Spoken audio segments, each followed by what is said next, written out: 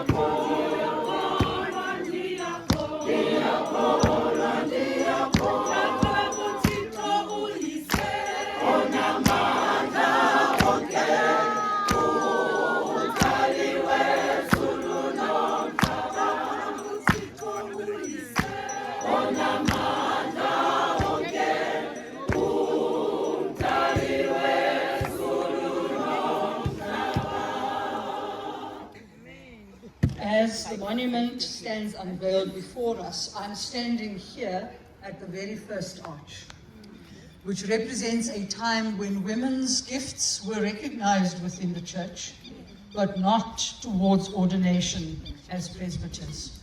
And so as women have done for thousands of years, they served in the church. They did, in fact, preach, they taught, they healed, they visited, they did work of justice and healing and reconciliation. But as the MCSA came into being, that work was not recognized through ordination as presbyters. We then come to the second arch, which has got these chains. I'm sure you all have heard about the glass ceiling in the corporate world. This is a representation of something of that, the barriers that women had to move through in order to step into the space of recognition. And so when we think about and we read about the history of our church, a time before 1976, we speak of this time, a time of transition, when the conference was challenged to hear God's voice and ultimately to make a discernment that aligned with what God was saying to the world. And so we emerged. And we began our journey as presbyters within the MCSA.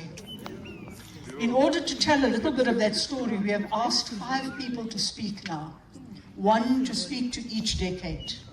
And I'm going to hand the microphone over and ask that they will follow without announcement. Simply tell us who they are, which decade they speak of, and then to speak to us of the journey. And you'll see the 5 arches which represent each decade in this journey.